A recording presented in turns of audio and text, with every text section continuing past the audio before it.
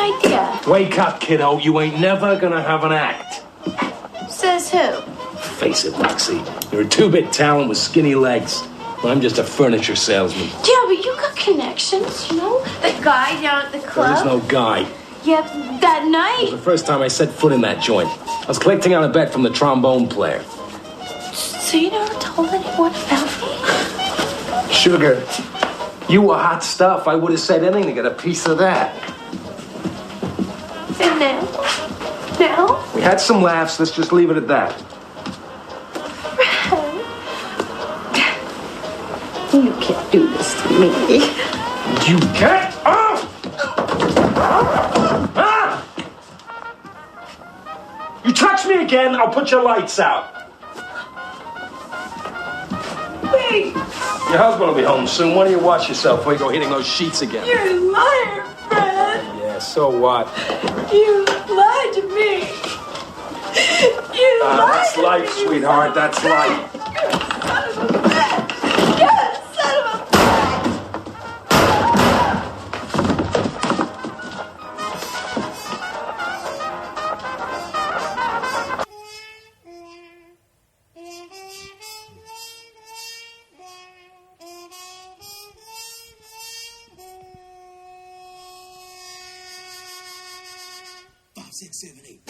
Welcome back to the show, everyone. Welcome back. Welcome back.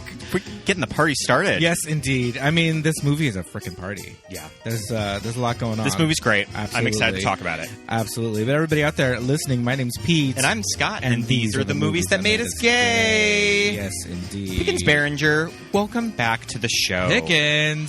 Thank you for Welcome having me back. We Oh my have you. God. We last had you on for one of our October episodes with Jackson, and now we have you all to ourselves. Oh, yes, indeed. Just Yes, you do. Have me completely. And actually, if we're really talking, I think this is actually the real movie that made me gay. This is Patient Zero. Yeah. It all comes back to this movie. Wow. It's definitely one of them Yeah, for sure because I was 11 when this movie came out. Uh-huh. This movie's sexy, y'all. Oh my goodness. Yes. Absolutely. It is wall-to-wall song and dance, glitz and glamour and sequins and flash bulbs It's our modern day cabaret. Like it's our generation's cabaret. Absolutely. You know, the funny thing about that is we have both of them purchased digitally on our, Apple TV, and in the little library it's got all the posters next to each other. And was it the musical section that you were looking in? Mm-hmm. And you set it to like genres and you put it to musicals, and the two posters are just side by side, and it's just like, oh yeah, like interchangeable. They're just like, yeah, they're right there next to, not interchangeable, but visually, like it's just they belong in the same family. You watch them one night after the other. Well, there are both, like, they came from Bob Fosse. Mm-hmm. Did you guys see the Netflix series, or not Netflix, the FX series, Fosse and Verdon? Fosse Verdon. We didn't actually watch Fosse Verdon. No, not yet. Yeah, we haven't gone around to it. There's too much TV. Too much. There's way too much. Before we get too into it. Watch it. Basically, Chicago was a semi-divorce present for Gwen Verdon because she was like really passionate about this because it's actually a true story. Right. Yeah. Which is wild. We'll talk about the origins of, Roxie and Velma, all of that good stuff. Scott, what do you got? Get some paperwork Before we get too into it, let's get the paper out of work. Before we get too into it, let's of course get the paperwork out of the way. Yeah. You probably guessed it. We watched Chicago, directed by Rob Marshell, released December 27th, 2002. The first movie to win Best Picture since Oliver in 1968. It went on to win a bunch of Academy Awards, Best Picture and Best Supporting Actress, with Catherine Zeta Jones being one of them. Mm-hmm. And of course, it is based on the 1975 stage musical of the same name, which is in turn originated in the 1927 film called Chicago and the 1942 movie called Roxie Hart. Right. I think Roxie Hart came in 1942. Yeah. That might be wrong. Yeah. But yes. Chicago. I mean, and it's funny that you mentioned doing this movie because a few months ago when we were just trying to find a movie for both Pete and I to do because we didn't have a guest planned, and it was around Oscar time, and I was thinking, like, what big Oscar-y movies could we do? Yeah. And we were very close to doing this movie before we settled Without on a guest. Return of the King without a guest. So your timing was perfect, Pickens. I am so glad because, this movie just had such an impact on my life. Yeah. Like, Do you remember first watching this movie? yes. So my mom took me to see it in theaters. Because I was really getting into musicals. She'd shown me Sound of Music when I was like probably 9. And then like I discovered My Fair Lady, Oklahoma. I was just going through all the Rodgers and Hammersteins. And then my mom was like, well, there's this movie Chicago. And I think she'd seen it like when it was originally premiering in the 70s. So she like had like semi-vague ideas about it. And she was like, oh, let's go see it. I was like, yes. And I saw it. I was like, oh my God. This movie is everything. Because it was also like, I think the first time I'd seen a sex scene and responded to it, like that opening credit sequence. And it was just, because I was 11, so I was like starting puberty, and like I was like, ooh, there's like I'm seeing these legs, I'm seeing like all these flashes, and like, ooh, it's like kind of bad, but like I kind of like it, you know? Yeah. It felt more inappropriate than what it was, and I just fell in love with it. And I watched the whole thing, got obsessed with it, and then I did see the Broadway performance of it. Not on Broadway, but like a touring version. Sure. Have you guys seen the show? I've not seen the show, actually. Unfortunately, we have not. Neither of us have seen it. Okay. So I can't vouch for the 70s version, but it got revived in 1996. Right. And Anne Rankin was she Roxie or Velma? Oh, wait, I'm sorry, who? I think Anne Rankin from All That Jazz was. Yes, like, so she was Velma. Okay. Yeah, she was Velma. She was in the revival, and I think that Joel Grey, was Mr. Cellophane. Yes. Okay. Yeah. Yes. All right. So it's a very minimalist play, as in, like, it's a lot of pantomime, and there's not a lot of production. And that's, I think, why it's like one of the longest running revivals ever was this 96 version. So it's one of the few times I think that the film adaptation is better. Okay. Yeah. Yeah. I could definitely see that. Like I was disappointed as a teenager watching it because I'd seen the movie and I was like, oh my God. And then seeing the very pulled back, more artsy version. Right. I mean, that's what's really fun about Rob Marshall's directing is that he really sets it in the real world. Like, he really breaks it out of the stage. I think that's really the real cool world, but also he does the genius thing where all of the musical numbers take place in Roxie's head. Right. And they're cut like with each other too. Yeah, and it's all the same style. It's all a cabaret like performance. Yeah. You're watching a cabaret show, but also experiencing what's real life. And now you're like, oh, this woman does not live in a realistic world. She lives in this fantasy world. Right. And I think it's that thing of maybe because the stage production is so spare and kind of like, up to your own interpretation. Right. That it leaves the filmmakers it forced the filmmakers to make it as exciting and kind of innovative as it was. And I think exactly. And also I will say this, I don't want to, because it was produced by Miramax and like obviously by the Weinstein brothers, I don't want to credit them too much, but I will say I do think because it was a smaller studio, I think that Rob Marshall really got to experiment with like the filmmaking styles because like, in my opinion, for Rob Marshall, this is like this was his magnum opus. Cause like, for example, he also directed Into the Woods, which is my favorite musical ever. And I think because of Disney, there was a lot of restrictions he had to go through. Yeah. I think that prior to this, Rob Marshall, of course, came from the theater, but his big sort of calling card that got him this was the Wonderful World of Disney Annie with Kathy Bates. I think that's which sort of also really good. Okay. And I know that one theater gays really like because it draws the most from the actual musical show. Right. Yeah. Yes, and it was so. God, I remember watching that like live, and it was just so good. Wow. Okay. Pete, when was the first time you saw Chicago? I missed it in the theater. What? Yeah, I missed it. Shocking. That was like I was in my early 20s. That was my like prime going out time, and my friends were not about going to like a jazz hot musical with like my gay self. So I was like, all right, whatever. Missed it in the theater. I'm pretty sure that this is one of the DVDs that I bought sight unseen. Like, I'm just gonna buy this. I know I'm gonna like it. I just saw we still have it in the closet. Yeah, I had it on VHS. Ah, yes. Those were the days that you had to choose which one. So Right. I bought the DVD, just kind of banking that I was gonna like it. Watched it, loved it. Watched it a million times. Watched it with commentary. Watched all the behind the scenes. Obsessed with and.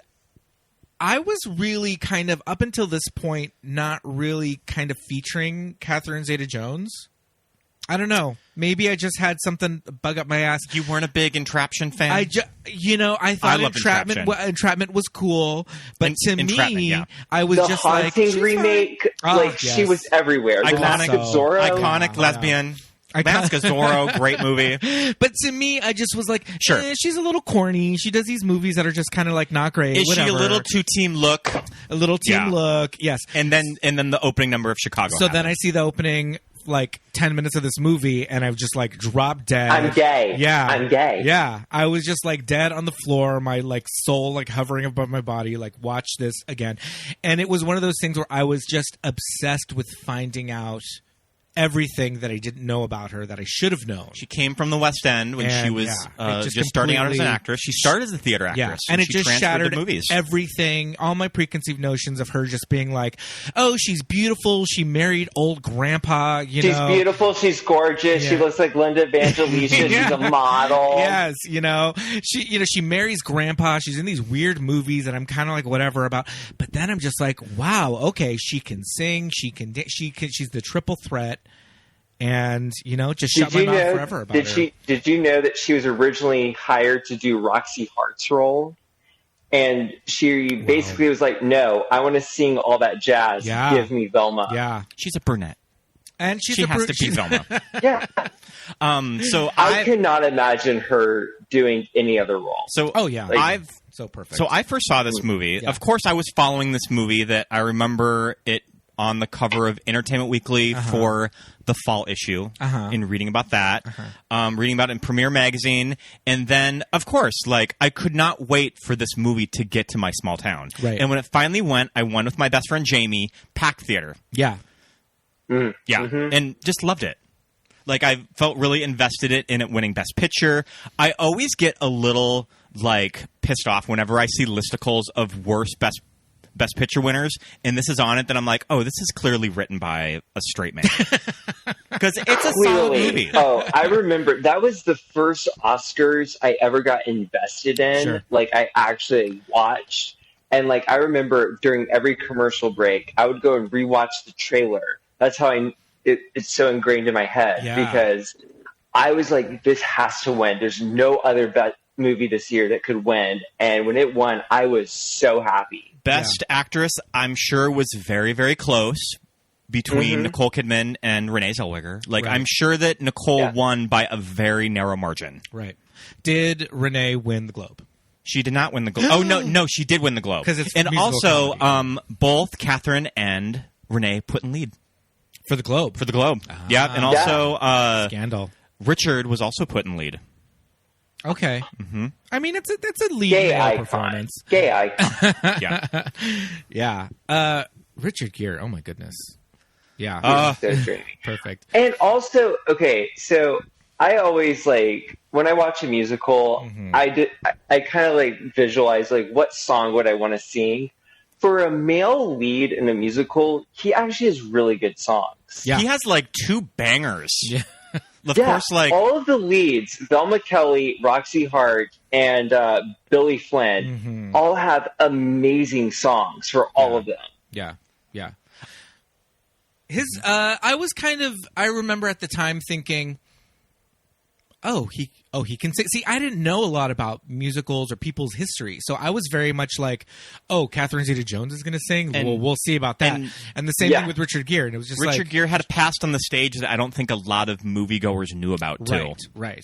The only one that I knew anything about, I'm just sitting there going, well, everybody knows Renee can sing. Didn't you see the end of Empire Records? Mm-hmm. Sugar High, right? Her iconic rendition of Sugar High. Oh my God, so good. Yeah. a role that I think that Rob Marshall wanted Toni Collette, and he got a veto from Miramax on that. Yep. If there is an afterlife and you can have whatever you want, that's one of the few things on my list. I want to see the Toni Collette version of Chicago. Right. So, speaking of actresses who have played Roxie Hart, I have a little quiz for both of you. Ooh, so, I mean, Roxie Hart is quiz. just one of those stunt cast roles that there has been a lot of different types of women that have played this role on stage. I think that's what's kind of fun about it, is that all of these actresses' personalities that have stepped into this role, and I wanted to do a little quiz for you guys. I just threw this together right before we hopped on the call. Okay. Pamela Anderson Lee, I guess Pam Lee, is currently doing it on Broadway right now. I think it may have just ended, but she, of course, was on Baywatch. Yes. Pete, do you remember what her character name was on Baywatch? Pamela Anderson's character on Baywatch, yes. Her character's name was... Is it a male name? It's a male name. Like a boy's like letters. name? Yeah. Oh, CJ. CJ Parker. CJ Parker, For yes. both of you guys, you know how many seasons you Baywatch went would from? have gotten that, yeah. Baywatch was on in syndication, and I'm going to say Baywatch was on the air for 9 seasons. 11 season, 1989. Yeah, it was long. That was the year 2000. And then they had a spinoff, didn't they? Baywatch Nights. Baywatch Nights. Yep. With Jason Momoa. Yeah. Wow. Okay. Thought Ashley Simpson, I guess, had a pretty successful run doing Roxie Hart when she was hosting SNL like 15 years ago, and the whole lip sync debacle. Yes. Who was hosting that night? Oh. And he came out and sort of tried to break the tension. Zach Braff? No. Was it Jude Law? It was Jude Law. I got it. Mm-hmm. I mean, that was 2004, so Jude Law was in 5 movies, he hosted SNL. Okay. Brooke Shields. The Holiday was one of them, for sure. Yeah. Brooke Shields, I think, had a pretty successful run as Roxie Hart, and they brought her back for a revival, too. How old was she when she hosted The Muppet Show? in the 70s. She's the youngest host. I love it. Okay. Wait, you said it was the 70s? Yeah, it was the 70s. Yep. Okay, wait. I'm going to say Muppet Show was probably on the late 70s. 12. I'm going to say 16. 14. Yep. We're both wrong. All right. Rumor Willis has played the role of Roxie. What? And this is more so a question for Pete because we both watch The Masked Singer. Do you watch The Masked Singer, Pickens? It's a train wreck, but we love it. I've seen clips on... I saw where Rudy Giuliani was on it. The worst. Yep. Yeah. Okay. Rumor Willis, Roxie Hart. Who was she on The Masked Singer, Pete? What was her mask? On The Masked Singer, she was like a sun. She was like the sun goddess. No. That was How Do I Live? Oh, she was a lion. Yeah, she was a lion. She was a golden lion. You're confusing it with Leanne Rimes. Leanne Rimes. Mm-hmm. She was good on The Masked Singer too. I thought she had a pretty decent voice. She did. She had a good voice. So she would have been good as Roxie Hart. All right. Give me another Roxie. Davis. Do you remember who Paige Davis was? From HGTV? Yep. Host of Trading Spaces. I used to love watching Trading Spaces with my mom and my sister. And Paige Davis was Roxie Hart on Broadway. Yeah, and Paige Davis had a big moment in the early 2000s where she just sort of became this household name from that show. Yeah, she did. She has come from the stage, and she did a touring production of The Beauty and the Beast. Who was she? Mrs. Potts. No, she's not that old. Was she the feather duster? She was the feather duster Babette. Yeah, I was right. I just guessed that. Michelle Williams from Destiny's Child. Okay. Okay. Was in this, and who on season 1 of Drag Race did she get into it with?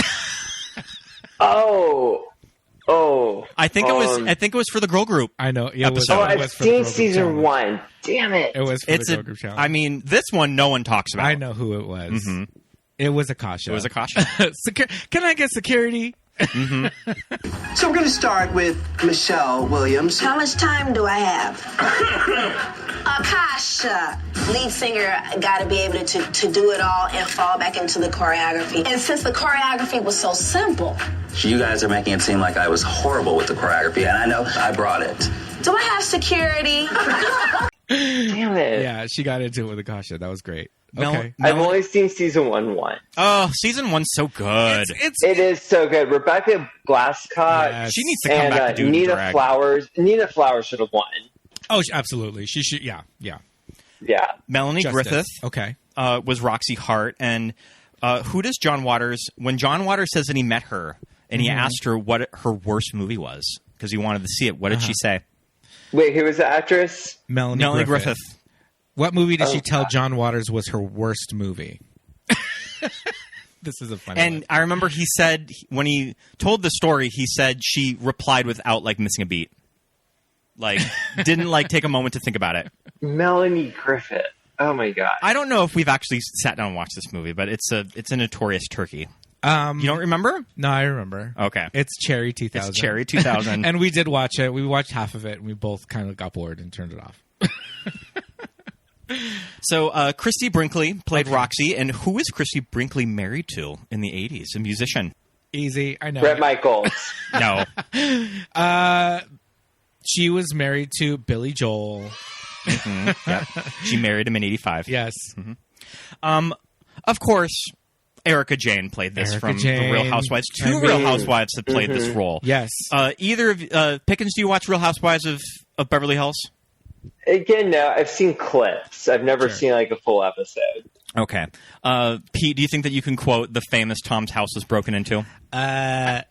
Tom's house was broken into, and my son had to go and report the burglar, and he had eye surgery, and then he flipped his car 5 times. Oh, God. Yes. Very good. Very good. Tom's house was broken into. And he confronted the burglar, and then he had to go have eye surgery, and then my son had to go over and help, and then my son, he rolled his car 5 times on the way home. So yeah, I'm a little stressed. I like that Kyle, like, her response was, it was snowing in Pasadena. Oh. So yeah, I'm a little stressed. All right. What strip club did Erica work at that was the inspiration for the Sopranos club Bada Bing? I think that they go there a few seasons ago. On The Sopranos or on Housewives? On Housewives. Okay. I don't know East Coast strip clubs. I only have know no the West Coast. idea. It's in Jersey. It's called Satin Dolls. Satin it's the inspiration Dolls. for All Bada right. Bing. All right. Strip club that a lot of mob people go to. All right. Sounds good. And of course, Lisa Rinna. And Lisa Rinna will quickly remind you when watching Real As long as you don't Housewives. talk about her husband. Harry Hamlin? Do not say his... Harry Hamlin, do not say his name. All right. Scott, what do you got? When did she join Melrose Place? What year? Oof. These are the seasons that I don't watch. No, they're bad. 95. They're bad seasons. Bad seasons at Melrose Place. I'm gonna say Lisa Rinna joined Melrose Place in '98. 96. Yeah. 96. Oh, She got Pickens, So you close. the I tail was a end. year off. were a year off, and you didn't go over. So Price is Right rules. You won. You got the point. Price is Right rules. So yeah, I mean that's just sort of the cast of characters that have like played Roxy on stage. Would you say, Pickens, that they stunt cast Chicago? Oh, complete. I believe, correct me if I'm mistaken, I think Maury Povich was on Chicago at one point my for gosh. stunt casting. Wow. I mean, I don't know if Maury was, but Jerry Springer was Kitty? with Billy Flynn. That's who it was. okay. Jerry Springer. Sorry, I knew it was one of the shock hosts. yeah. It was Jerry Springer. The Yeah. Billy Flynn roles are really interesting. Of Usher, Kevin Richardson from Backstreet Boys, and Tay Diggs, of course, have played this Well, role. I mean, yeah. Usher and Kevin Richardson Yeah. are singers, so I'm okay with it. My favorite thing, though, is that Pamela Anderson is playing Roxy Hart right now. Mm-hmm. And when Gwen Verdon originated the role of Roxy Hart, one of the biggest critiques, at least if we're assuming that Fosse Verdon, the show, was accurate, they criticized her for her age. They're like, she's too old to play Roxy Hart. And now Pamela Anderson, who I believe is actually older than Gwen Verdon was when she originated the role, is playing Roxie Hart. Yeah. You know, it's just like, okay. Wow. What did she say on Drag Race? Like, I can't hold a tune. I loved it. Yeah, yeah. I thought the singing was great, but then I can't hold a tune. I think she said something about not being able to dance either. Yeah. So, I mean, I suppose it's one of those roles. Work Pamela It's like if you just surround her by really good dancers and just sort of shuffle her around on stage, like, you can make it work. Right. Exactly. Exactly.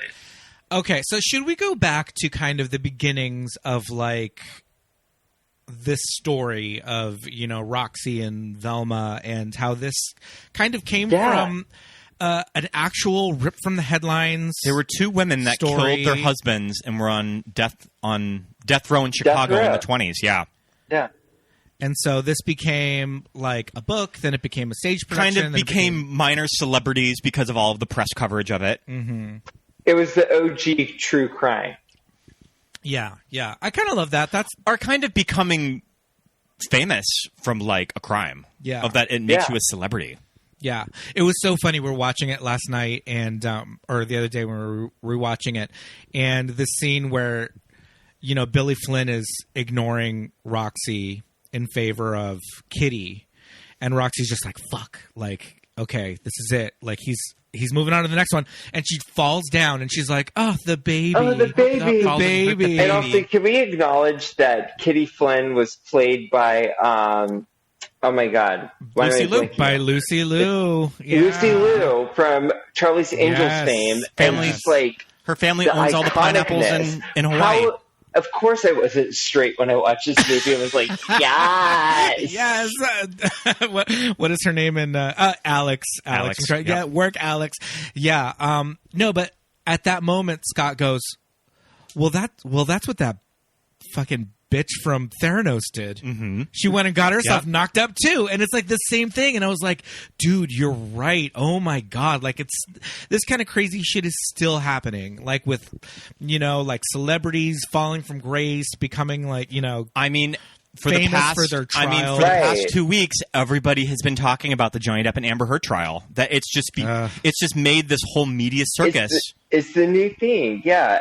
And it also goes back to, like, the original story. Like, that's what they would do. They would use pregnancy or they would, like, the handkerchief and crying at the right time. Yeah, yeah. And it's like, that was the story. Because they're like, oh, no girl could ever do this, could commit murder because she's an innocent lady. Oh. Love it. Yeah. Scott, I think you mispronounced her name. It's actually pronounced Amber Turd. Yes, Amber Turd. So, yes, everyone out there. Right. No, great job. Isn't that shit so wild though? Like, because this is set like in the 20s, and you're just like, what a different fucking world it must have been. Like when the cops come in at the beginning, and they're like, oh, you know, like he said something about like murder. The funny honey, they were all on his side. Yeah. They were like, oh yeah, you were defending your home. Yeah. And then when they were like, it's Fred Casely, who also, y'all, he's so hot. Dominic West from The Wire. I was like, yeah, I'll cheat on you with my husband. Get that little glimpse of his ass when they're in like the sex scene. You get a little bit of ass in there. He's my brother. He's my brother. You know, but that line that she says, like, oh, just last week, like it's not murder if you're a jury thanked a man. Burglar, a jury thanked a man, and it's like, do they do that shit? Like that's fucking wild. Like, okay. All right, fucking 1920s. But yeah, and you're right. You know, that all the stuff that Billy Flynn does with Roxie about kind of like molding her into this like demure housewife, and you're going to be knitting, and you know, and you're going to cry at this moment, and kind of making up her backstory. When today it's like you can't just make up a backstory for your life. Yeah, like, the internet exists. Yeah, we'll have receipts. You can be like, this bitch was posting right here at this time. Like, clearly she's just, I mean, wasn't it the whole thing? You would know immediately. Wasn't it the whole thing with Amber Heard and the makeup that she mentions of the brands that she would cover up the bruises didn't exist? Oh, yeah. Like, at the time that she was, like, mentioning, of, like, she actually dropped certain products that were not on the market yet. So like the devil's in the details. You got me, on all of that. Yeah, love it. Mm-hmm. Oh my god. Do we want to talk a little bit about the opening number with Velma? Because I mean, Yes. like Okay, what a fucking okay. banger. I'm jumping in here Yeah. because this is important. I mean, this This opening is- number, it's like all that shit in like 2001 and the black monolith and the monkey, all that.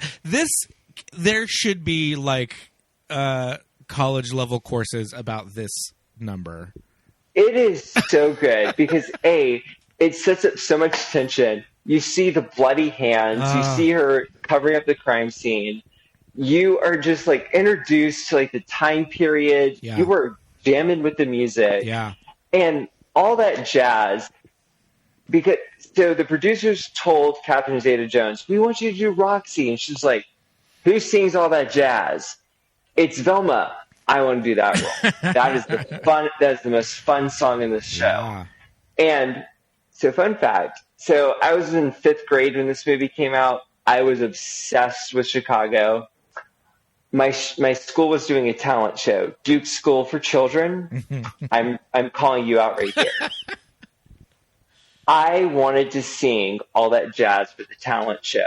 I signed up because they wanted to know what we were doing. And the teachers sat me down and said, "You can't do all that jazz." I was like, "Why?" "It's an inappropriate song." And I was like, "There's no cussing. I don't know what inappropriate is." Turns out rouging your knees and the gin is cold is actually kind of inappropriate for like, prepubescent children to sing. Maybe just a little. Just a little bit. Oh, I love it. But what an amazing bit of like VHS tape history that would have been if you were able to go up and perform that song. I mean, come on. It was. It's just so great. She rises up. The legs going everywhere. The Yes. flashes. The sex scene happening at the same time. That so breath, good. that I mean, is it that those Catherine vocals are very like Ethel Merman of how she can belt out. I'm no one's wife, but so good. The way when she sees the cops walking in and she's just like the boom, stare she boom, gives, like yeah, that. Yeah, you know. It's just, like, and then hitting. she makes the gun impression. The last, so perfect. And okay, Renee, her. I don't want to talk about bodies, but let's talk about their bodies for a minute. Renee's a man. She was a drag queen. She was a little too thin for me in this movie. A little too thin. Agreed. I think that's always been my biggest problem, but I think she does such a good raspy vocal. Voice. Yeah, so and cool. That musical sequence with Roxie Hart with the mirrors, the most ultimate like selfish musical number. Yeah. Genius. Yeah.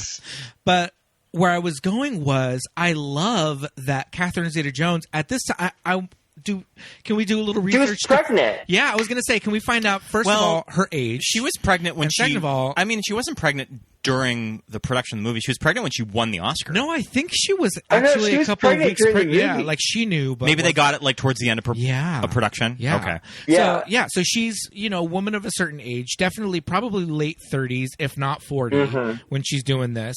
Her, not like super, she's not large or by any, God, no, but she doesn't have like this rail thin, like, body. And I just love that she just looks so amazing in these costumes and this little sleek 1920s bob with the bangs. Her Paige Brooks Which was cut. her decision because Louise Brooks they cut. wanted her to keep her naturally long hair, and she told the producers, "I don't want anyone to question my dancing." Yeah, it was me, and that's why she did the bob. Okay, and you cannot question that is her in all of this movie. The bob feels more period accurate, and too. the bob feels more period accurate. It looks so good. Yeah. So good. Yeah, amazing. And Renee too. It's like you that scene that you're talking about, the song Roxie Hart. It is all Renee, that entire scene, and it's just so impressive that at that time there were not a lot of even now there's not a lot of actresses that can do these roles. that can sing and dance and do all of it? I've read the list of all of the actresses considered for both roles, and I was just like, every time I was like, no. This was one of the most perfectly cast movies ever. Well, I think that also Rob Marshall, for the role of Roxy, and maybe a little bit of Billy Flynn, like, I think he wanted movie stars in those roles. Sure. Yeah. That, like, these performances will work because they're really good actors. We can teach them how to sing and dance. Okay. But yeah, he wanted movie stars. And I also think that's kind of part of the reason why stunt casting is so prevalent in the stage show. Yeah. I just think that it's one of those movies you need a spectacle to go see. Yeah. And when you see it, you're just like, yes. Yeah. I mean, also, Renee was just on a roll in the early 2000s. Oh I mean, how on fire was her career at this time. Jerry Maguire at the end of the 90s, Nurse Cold Betty Mountain. Nurse Betty in 2000, Bridget Jones. Bridget Jones's Diary. Oh, yeah. Chicago. And then one the year after. Okay, so can Cold Mountain. Can we agree that Moulin Rouge kind of like broke down the door for Probably like, got the movie greenlit. We can get a musical back, like with, with I think it stars. was Moulin Rouge and then Rob Marshall's direction, where it was like, because it's that going back to Cabaret. You know, the 60s musical was dead. Everyone was sick of musicals. And then he made a musical for people who hated musicals. And it was, you know, everything was diegetic. It was like kind of like risky. It was like risque and all that stuff. And I think Chicago kind of did the same thing. It kind of recreated the musical again, you know, instead of just random musical numbers happening. Yeah. It's all in the head of our main character, and it's what she is experiencing. Yeah. I mean, you mentioned them at the top of the show, but I mean, Harvey Weinstein was a big reason this movie got made. And also the height of just Miramax of the early 2000s. Yeah. I mean, this is 2002. Miramax had this movie, The Hours, Gangs of New York. Like, they had, like, four of the major Best Picture winners. And they just wanted to resurrect the big movie musical. Yeah. And he did. And it's just really well made. Yeah. The songs they cut from the show were the songs that should have been cut from the show. Okay. Like, it's just everything, every decision made is why I think it's actually better than the Broadway musical. Yeah. And, you know, it's one of those musicals that as we're watching, and again, I bought this DVD when it came out, became obsessed with it, watched it several times in every, you know, again, with the commentary, all that stuff. When we watched it last night, or was it last night? Yeah. And it was probably one of the first times I had actually sat down and completed it start to finish in quite a few years. And there's more song and dance than there is just dialogue. Yeah. It goes. That is how the show is too. Yeah, that is how the show is. But they do smart things, like, for example, Christine Baranski's role, Mary Sunshine. In the show, the character is in drag, right? And it's played for like that awful, like, outdated, sexist thing of like, oh, a man is dressing up as a woman. LOL, that's funny, right? But they actually decided to play it straight in the show, and thank God, because we got this movie is so gay because we have sex, debauchery, and Christine Baranski. I mean, yeah. And Catherine Zeta Jones's leg. Like, this movie is like one of the gayest movies ever made. Well, it's kind of interesting now with drag that you could probably do the Chicago musical now on film and just put a drag queen as Mary Sunshine.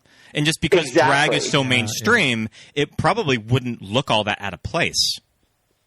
Yeah. I was seeing that Davina DeCampo from season 1 of UK played this on stage. Oh, okay. She Yep. did Mary Sunshine? She did Mary Sunshine on stage. Yep. Yeah. All right. And that makes sense because, again, it is drag, and it's supposed to be like a soprano drag. Okay, yeah, because the singing, yeah. All right. Like, oh, hi. That number of Reach for the Gun is really beautifully staged, too. Okay, can we talk about our favorite musical numbers in the movie? Yeah, go. What is your absolute favorite number from this movie? I'm the guest. I should go last. Pete, go first. Okay. You know, I think it's the song where Velma is trying to convince Roxy to work together. I simply cannot do it alone. Yeah, I mean, if the opening scene really cemented the Oscar win for Catherine, I mean, it was a done deal. I think that's the clip they played by then for her Oscar win. Yeah, because it is just her working her ass off and like killing it. So I'm gonna go with one of the B tracks. I think Razzle Dazzle is my favorite moment of the movie. Okay, I think it's Richard Gere's best number. Yeah, and I think it's just a really beautifully staged scene because you're getting all this information about the trial, and you get this fucking banger song that goes with it. Yeah, and the point of view of a lawyer, where it is just showbiz, so good. Pickens, what's your favorite? Okay, so as much as I love to sing All That Jazz, and I think All That Jazz is one of the greatest musical numbers ever written, it's a split tie between If You're Good to Mama, I was gonna say good to you. So we need to talk about Queen. Cell Block Tango. Okay, so we should discuss both Queen Latifah and Cell Block Tango. Can we just discuss Queen Latifah? Let's start at Queen Latifah. So I know that Queen Latifah's casting was a Harvey Weinstein idea. Okay. And you know what? Again, going back to horrible man, but did he make good decisions sometimes? Yes, he did. Yeah. Sorry. So he brought Queen Latifah to Rob Marshall, and Rob Marshall just knew her as a rapper. Yeah. And it was just a very out of the box casting. She's my favorite character in the movie. She's really good. So good. And also, apparently, label kind of like a lesbian. What's the word I'm looking for? Cute as a lesbian. Right. Yeah, Coded. Yeah. Coded lesbian character, absolutely. Both in the movie and in real life. And in life. But yeah, she's an unexpected choice, but when you're watching it, you're just like, great. Perfect. That Mama's Good to You number is so, like, I could not imagine anyone else doing it. Yeah. We had a bartender friend of ours that at our local gay bar, he would sing this karaoke behind the bar. Yeah, just like washing glasses. But yeah, that's a great song. That's a fun song to sing karaoke because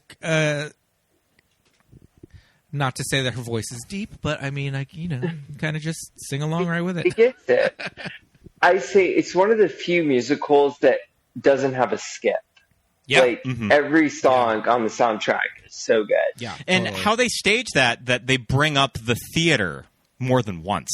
That when it cuts between Mama Morton taking Roxy around the prison, and then it cuts to the musical fantasy sequence in Roxy's mind, and they're back at the club. They're back at the theater. Yeah. I think this movie was shot in Canada, and this is a Canadian theater. Okay. I think it's Ontario. I was looking up the theater. I was like, I wonder if they shot this at a old theater in LA, and it is Ontario. Yeah. Makes sense. But but no, I agree. It's very. It just it gives an element. So, like, even if you don't like musicals necessarily, you can kind of like, oh, I'm in a theater. I'm watching a live performance. Yeah. This is in the perspective of this character. It's not really happening because, like, my dad and sister, for example, hate musicals, and their biggest complaint is that it's not real. No one's singing. Nobody just stops to. Of course, that's what makes musicals so great. Yeah, I was going to say that's kind of one of the biggest complaints that people will kind of bring up when they talk about why they don't care for musicals. They'll just say, like, when people just break out in a song for no reason, it just takes me out of it.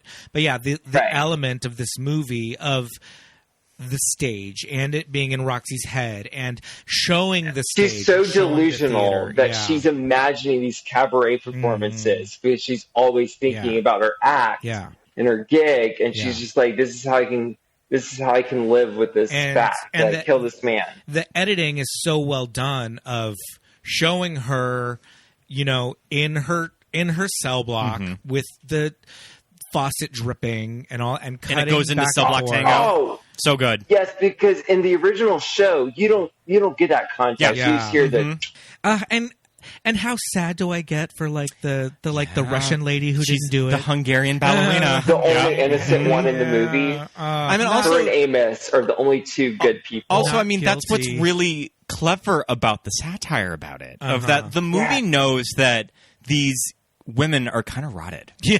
That there's this poor woman that is in prison with Roxie in the cell block number that she didn't do it. And she's the only one that we actually see With get the white- She's the hanged. only one that dies. Yeah. Yeah. Oh, She man. dies and she has the white claw. The white- And it's because everyone just- else has the red has one. the red. And the kind of so quote good. Naomi Smalls, "Life's not fair." Life's not. Yeah. What happened? It's the honey egg. She lost her last appeal. So what's that mean? Well, that means that next week she's gonna.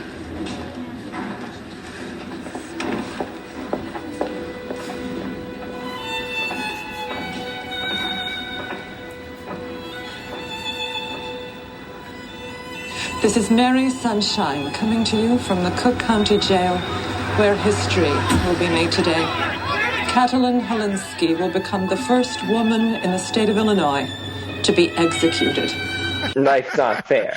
But, Velma and Roxie, both of them actually murdered people and get off. In the end, they get out, and that's not the point of the movie, but, But it was the point of the original story that it's Right. based off of with that lady that did the interviews, is that it was sensationalized that, these little jazz gals could never hurt a fella. Yeah. Oh, there was something going on. Why don't you come up and fuck me in the ass sometime? And they're like, we got away with murder. Oh.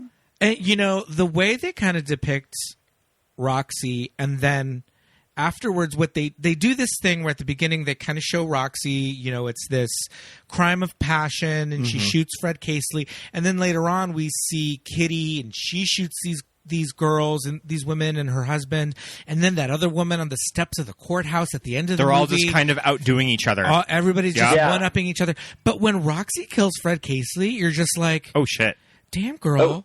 Like he would okay, yeah, he shoved her, but damn girl, he just all he did was say he was going to get you like a gig at a club. He gave you good dick, obviously, and he was going to talk to a guy who knew a guy who knew a guy. Yeah, it's like shit. And the other thing too that I think about a lot is, with these old movies or things that are set in like the 20s or the 30s all the way through like the 50s, is that the idea of becoming famous with a nightclub act. Mm-hmm. Yeah, like that was just kind of the state of entertainment. Movies were that new. Yeah. Well, yeah, that's what Roxie wanted. She wanted to have that cabaret act, and she would write it in her clearly of the era 1970s journal. Right.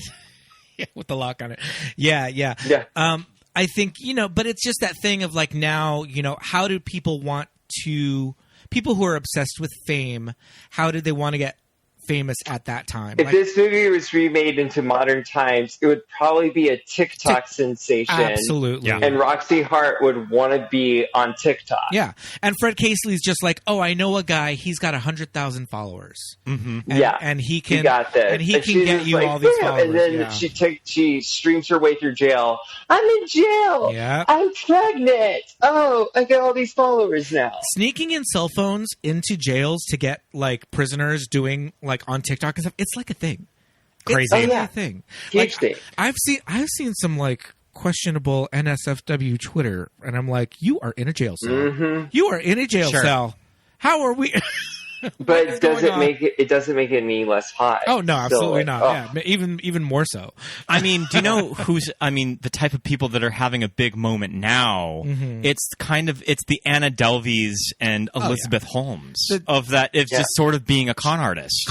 Yeah. And then you get Tinder swindlers, and then you get your multi-episode streaming deal. Yeah, absolutely. Yeah, you're right. That's true. Yeah. Good point. Your Your Tinder like literally, if Roxie Hart was alive today, she would be making bank. Yeah, either on social media or with a limited series with some ingenue like fighting it out to get to play her like on a Roku limited series. Oh God. Yes, Roku does actually have original content. I mean, are we surprised with capitalism? Seriously. But yeah, it's such an interesting thought. And I absolutely thought what you said, Pickens. I was like, yeah, she would be trying to be a TikTok star. She would be trying to like get followers and like who's got the most followers, who's paying attention to who. And yeah, all that thing of it happens to Velma when Roxy gets there. It happens to Roxy when Kitty gets there. Everybody, there's always somebody better, newer, younger. It's the showgirls mentality. There's always someone younger and hungrier. Yes. Yep. Mm-hmm. Yes. Yeah. Just hungry for that crown. Yeah. Oh, yeah. God. Hungry for that town will push you down a flight of stairs. Yeah. I love it. They did do sort of a Chicago. I mean, they did a Fosse Drag Race episode. So I guess that's sort of like their Chicago challenge. Mm-hmm. Indeed they did. I still am under the impression, speaking of Fosse, that Cabaret should have won Best Picture over The Godfather, and I wish it did, so we would never have to talk about The Godfather ever again. But controversial. I've never seen The Godfather, so I'm with you. You don't like The Godfather?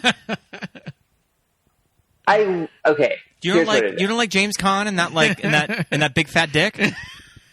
The Godfather is fine, but there's a reason why Cabaret is the picture that won the most Oscars without winning Best Picture. Mm-hmm. Yeah. It was a better movie. Sure. And it didn't take 3 hours. That's the other thing too about this movie. It's like, I know like awards don't really have merit. Yeah. Or speak to the legacy of this movie. All you have to do is sit down and watch it and you're like, fuck man, Renee is killing it. So good. So good. But Catherine Zeta Jones, so good. But had Renee won Best Actress, like what a legacy. Well, it would be an interesting legacy because I feel like Nicole probably wouldn't have an Oscar. Yeah, also, Cold Mountain in the can by the time the 2003 award season was happening. So that bitch would probably have 2 back-to-back. Yeah. I think that her winning Judy's role in Judy was kind of like you should have won for Chicago, but we couldn't do a back-to-back kind of thing. So, like, just here you go. I mean, not to mention being MIA from the industry for almost a decade. Yeah. At that point when she won for Judy. Yeah. Isn't that crazy? Renee Zellweger has 2 Oscars. Yeah. Jeez Louise. I mean, Renee at this time was red hot. I mean, she was the bitch. Yeah, she was like, big sleeper movies like Bridget Jones, Chicago, Cold Mountain. And also an American playing a British person and getting nominated for an Oscar. Yeah. Because even British people are like, yeah, you got it right. Yeah. Take that, Gwyneth. Yeah. Right. Although I like Gwyneth's. We love Sliding Doors. I like Gwyneth's Sliding Doors British accent though. Yeah. And as I think we said earlier, first movie musical in like almost 60 years to win Best Picture. Yeah. Oliver did it in 68, and I feel like Oliver's not really a liked movie. Too. No one likes Oliver. No one really likes Oliver, but it ended up with Best Picture just because of all of the old Academy members that were into it. And this was the edgy, sexy new music. Well, it's kind of interesting when you look at Rob Marshall's career post this movie that he did Memoirs of a Geisha. Okay. And Memoirs of a Geisha 2. Memoirs of a Geisha 2 that we don't really talk about it, but it ended up winning like 4 Oscars. It did, but it was problematic. Problematic even for the time that it came out. That the whole casting issue was discussed. And then he did 9. Ooh, yes. Horrible, not good musical, but Fergie's Be Italian. We were just talking about if 9 is worth revisiting, and I think that I would like to watch it just for Fergie's scene alone. It's worth it for that Fergie scene alone. And speaking of Hollywood actresses that probably had no business being in a musical number, Kate Hudson. Yeah. Oh, wait, Scott. Kate Hudson's releasing an album.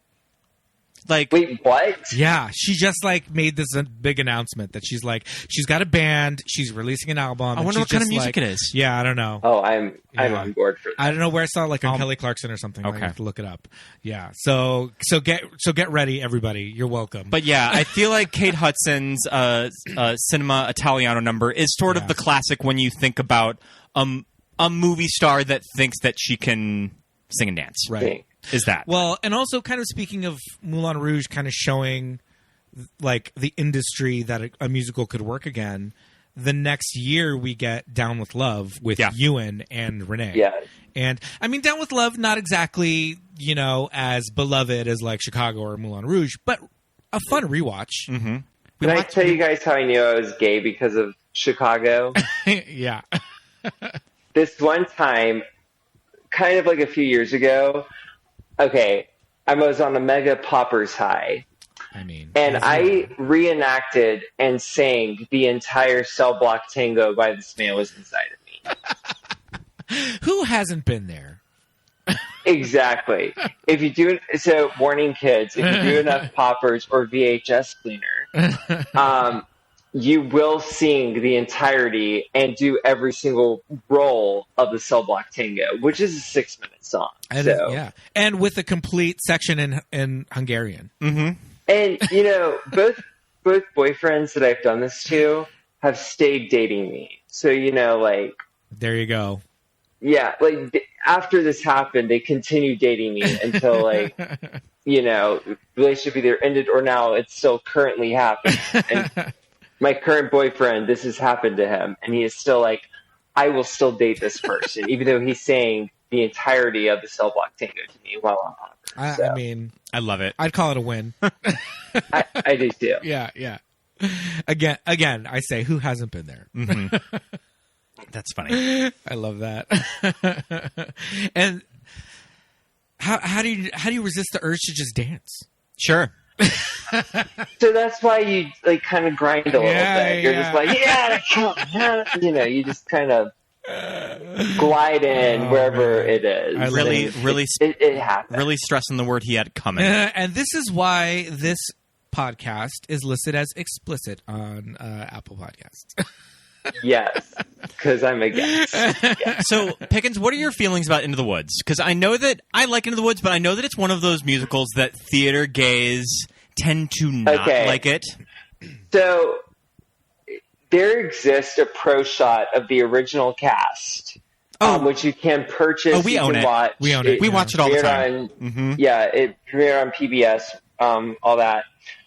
It's incredible. Yeah. I love Into the Woods. It's one of my favorite musicals because it combines childhood fairy tales with adult lessons. Mm-hmm. Children must listen, and as the last minute, it's so good. I knew a movie adaptation was coming because I've known 10 years since the movie was released. And also same with Wicked. I knew from 10 years ago, movie was in development. When Disney was like, oh, we're going to do Into the Woods, I was very nervous because this is not a Disney story. It is the Grimm's fairy tale version with the eyes being pecked out and the sexual rape and everything. It's intense. So I was a little worried that Disney was going to clean it up too much. Thankfully they did not, but they ruined the second act and it just, the movie's fine. I thought the casting was really good. Meryl Streep did a great job. Yeah. Anna Kendrick was just nice. She's not good. She's not bad. She's just nice. It was fine. It was not as bad as it could have been. Sure. Okay. Yeah. My mother, who's not a theater aficionado, but she likes movies like Chicago. She likes movies like Chicago. Mm-hmm. Her biggest takeaway from Into the Woods was, that Cinderella was a brunette. Mm-hmm. What's up with that? I'm like, all right, Mom.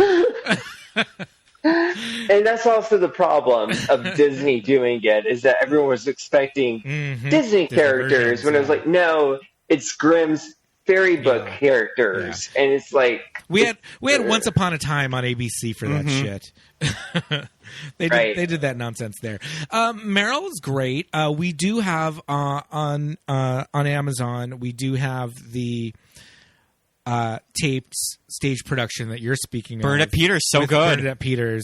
Bernadette Peters is incredible. So much fun. She is better than Meryl Streep. Oh, absolutely. yes. I'm sorry, Meryl, but it's true. She is. Yeah. Oh my god. Bernadette would be really good as like Velma Kelly. I wonder if that's ever happened. Oh my god. Yeah, but the Into the Woods movie, it's interesting. Some of the choices that they made, like you said, the second act is a little weird, but I think Meryl's my favorite part about it.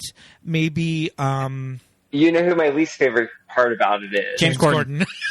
Yes, yes. Like every day I wake up in panic that they're about to announce him for the Wicked movie. Oh, every God. day. Yeah. I mean, I would like to hope that Universal looked at that petition.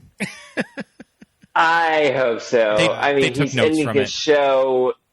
He has time. Oh, no. I don't. I mean, he just quit his talk show, so he's available. Yeah. Yeah, he's available. I just hope that he's not available for any production ever. But you know, he'll just retire and go live in like Palm Springs or something. I mean, he could. He should. He's done. I mean, if we're discussing movie musicals, another huge musical that came out 2 years after this, but probably got greenlit because Chicago won Best Picture, it's Phantom of the Opera. And Phantom was one of those movies that had been in development probably since the 80s. I do think... Okay, Gerard... I'm just going to tell your listeners this. Yes. If you want to know my grievances with Rent and also Phantom of the Opera... Google Lindsay Ellis and watch her takedowns on those two movies, and that's my opinion on those two movies. Okay. We have seen the Phantom sequel on stage. Loved it. I'm so jealous because it's so bad. It's good. Yeah. Jared Butler. Oh, my goodness. Yeah. Jared Butler. The camp. Oof. It is high camp. Was Hugh Jackman just not available? Yeah, apparently. Was he making like an X-Men movie or something? There were so many people that could have been the Phantom. Well, that did not need to be Jared Butler. Oh, no. Or Emmy Rossum. Yeah. It started her career, and that's fine. I'm okay with it. Him, still, you know what? You're still right. mad about. I give it. Yeah. To her, I still have kind of a soft spot for the Joel. I mean, it's because of the Joel Schumacher of it all spectacle. Yeah. I kind of have a soft spot for it. Yeah. It's the most bland thing he's ever done because there was a lot of Dutch angles, and those sets were like 2 feet wide, and oh my god! Oh my god! So and you just mentioned the product placement of the Swarovski crystal, and just You mentioned, Pickens, that the Phantom movie had been in development for a very long time. You mentioned, Scott, you mentioned it. Chicago was in development, probably turnaround for years. Can we talk about people like Goldie Hawn and Madonna being talked about? How long was this movie in development turnaround? It was several years for sure. I am glad. This is one of the examples that it's good that it did stay in development hell because as much as I love Madonna, I think, Like a Prayer is one of the greatest songs ever written. I am glad she was not in it. Yeah. And same with Goldie. I think this is one of the most perfectly cast movies ever. Yeah. Yeah, I mean, it's interesting. I could see early Madonna as Roxy Hart. I don't know. You don't think so? No. I mean, she pretty much like Breathless Mahoney. I could, but I could because you're right. I do think that these roles are very easy to sing, so you do not necessarily. Because, for example, that's why I love to sing these songs. Because I'm not a good singer, but I can sing. I can perform them enough to get away with it. Yeah. So I think no one could do a bad job, but I think the cast we got was so perfect. Right. I don't want to imagine another cast. So if Goldie was Roxy, who would have been like a Velma, like against Goldie? Who do you think would have done Sigourney Weaver? Sigourney Weaver. Yeah. Yes. 80s Sigourney Weaver for sure. Yeah. I think and it would have been Billy Flynn. I still think Richard Gere. Richard Gere, even at that time would have worked. Yeah, I was going to say Kurt Russell. I mean, give me a Death Becomes a Reunion and just have it be Meryl and Goldie. Mm-hmm. Oh my god! And all wait, Howard Marilyn in a little black bob. Yes. Bruce Willis as Billy Flynn. I mean, Sure. come on, it casts you could just self. I actually feel like Bruce Willis may have been Billy Flynn at some point. That could. Don't put it past. Just put like Isabella Rossellini. I mean, she could be Mary Sunshine or Mama Morton. Oh my god.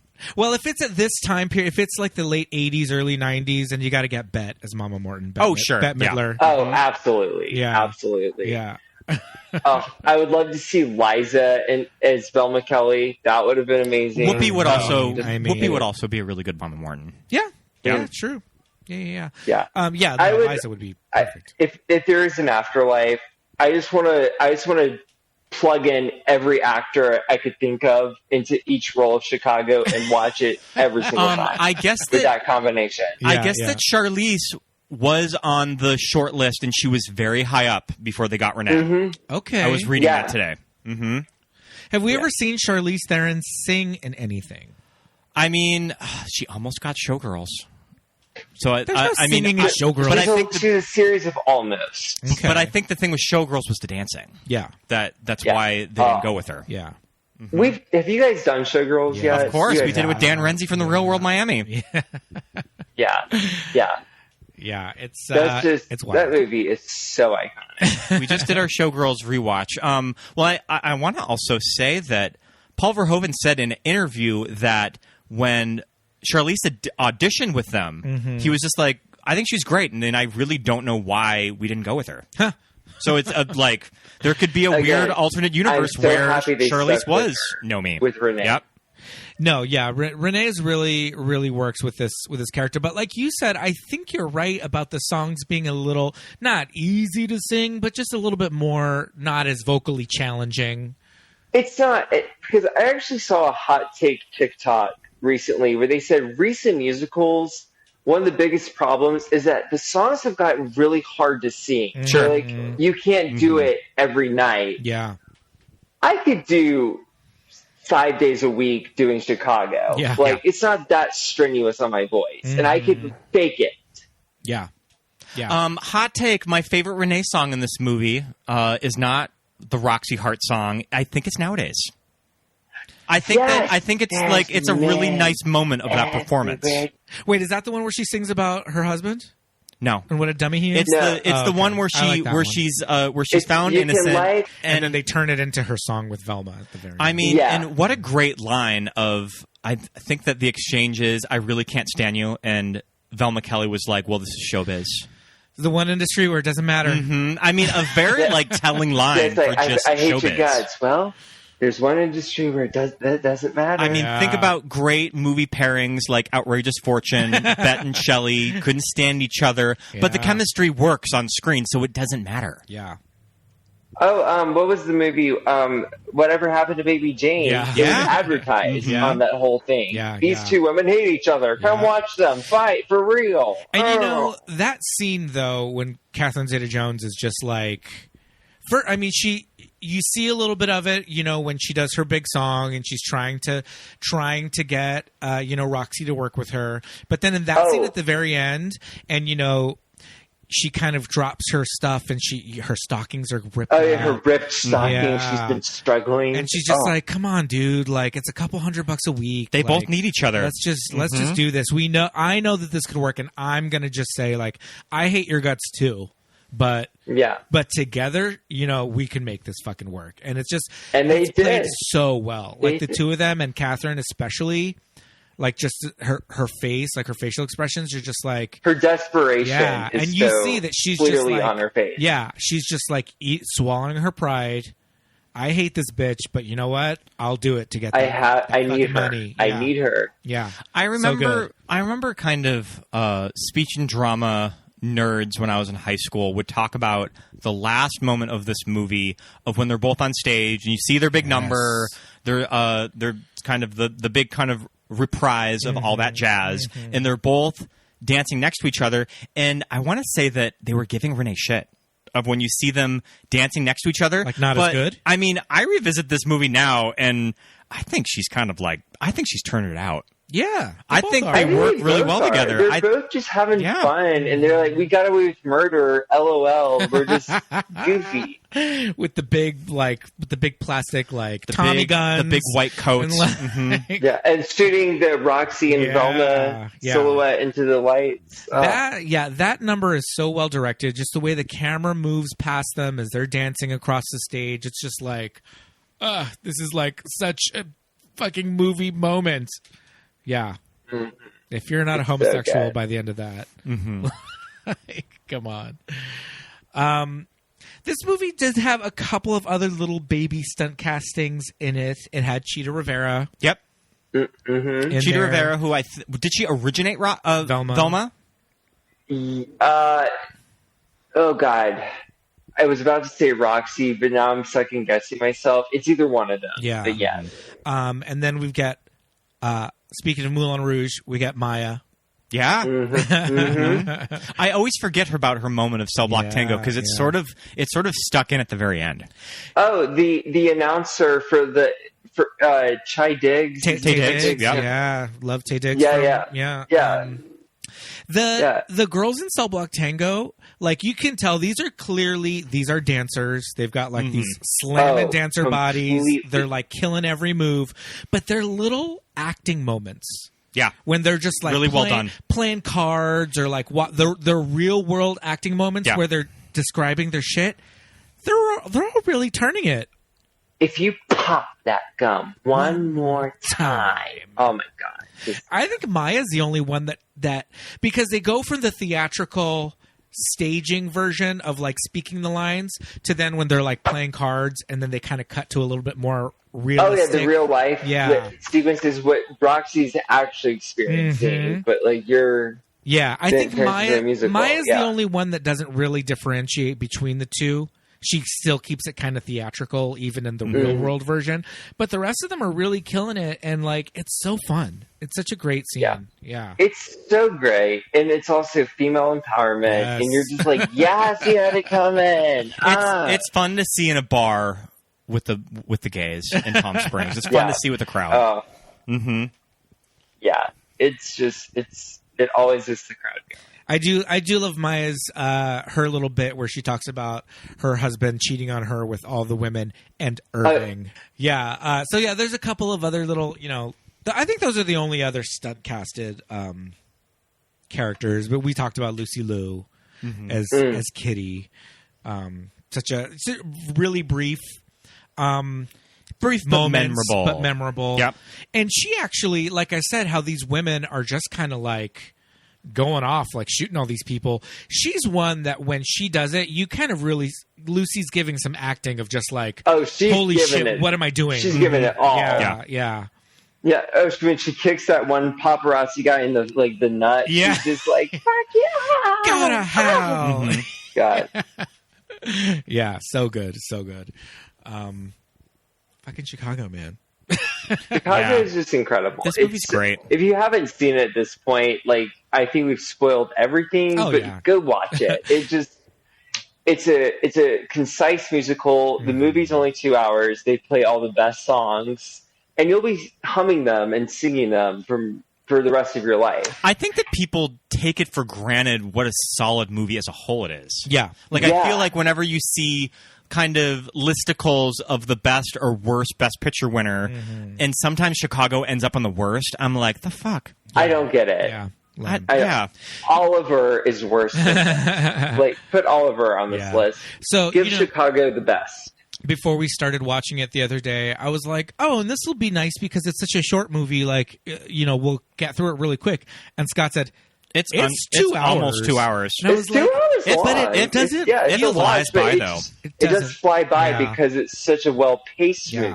As many times as I had seen it, I was like, I will be damned. This movie is it feels so short. Just because it feels like an hour and a half long. Yeah, I fully was convinced in my brain it was 90 minutes. Just because of how quick, how tightly edited. It just keeps moving the songs, and you don't get. I mean, at least I didn't feel like, oh, another song. You were just like, great, give it to me, give me another one. Because again, they cut the really slow songs that drag the show down. Okay, sure, yeah. Yeah. So, Was it? Oh no, it was Cabaret that Emma Stone did. Yeah, I was like, was it Emma Stone? Cabaret did was this? That was Cabaret. Cabaret. Yep. Yeah. Cabaret. Yeah, another Fosse musical, and very similar stylistically wise. Yeah.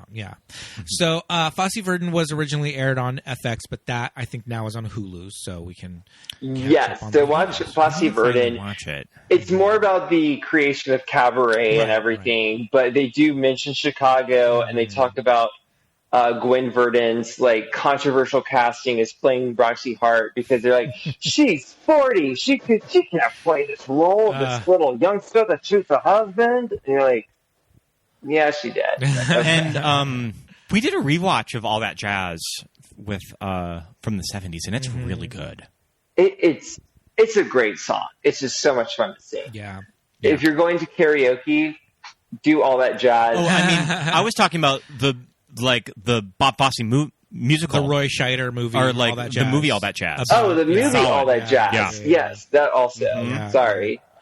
But I do remember, though, for quite a few years after Chicago was released, that like in gay bar karaoke, just like Mr. Cellophane was a huge one. The guys would just sing Mama Morton. We have not talked about John C. Reilly. Yes. Kind of wild. God. Yeah. Kind of wild that it's his own Academy Award nomination, and he gooped Richard Gere.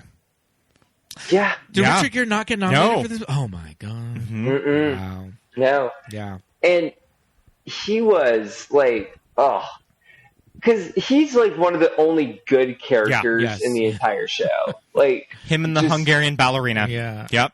Innocent victim. And just, that song, don't even get me started. With such a filmography, this is John C. Reilly's only Oscar isn't that nomination. wild? That is insane. He's in shocking. so much like prestige movies. Wow. But yeah, great role, great performance, and it's one of those songs that's just like, as like a baby gay, you're just like, oh, I could sing this. I know all the words. I get it. Yeah. And kind of a character in a moment that could be throwaway too. Yeah, because we all feel that at some point. Oh, There's yeah, like, totally. We're not seeing. Yep. Yeah. Everybody. Yeah, you definitely feel the lyrics. Could be a throwaway moment. Throwaway scene, like character and number of the movie, but it's not though. Yeah. As gays, we want to live in the razzle-dazzle world, but we are stuck in the Mr. Cellophane. Yeah, absolutely. Mr. Cellophane, IRL. Yeah. Oh, man. I mean, Rob Marshall. The Little Mermaid is going to be coming out 2 years in Memorial Day weekend of 2023.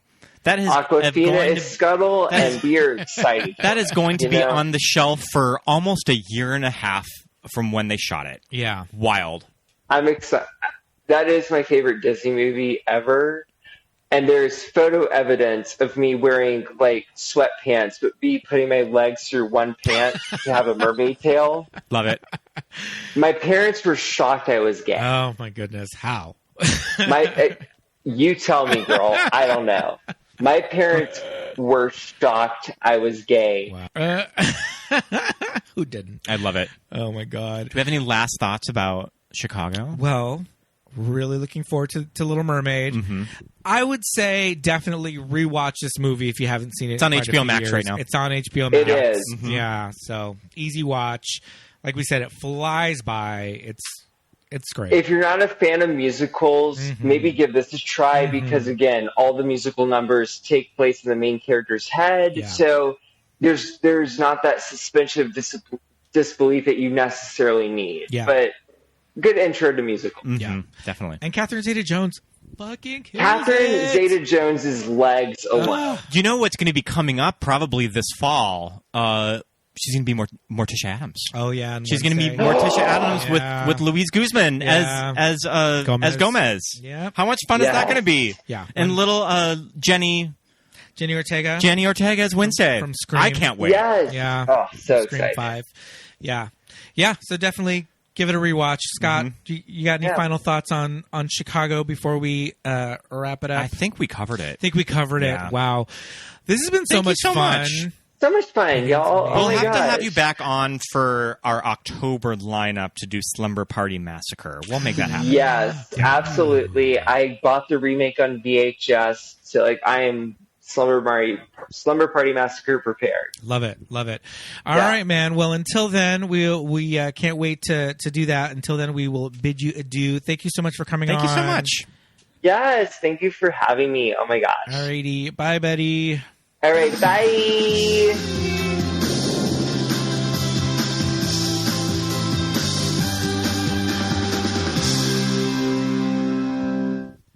Thank you so much for listening, everybody. Yeah.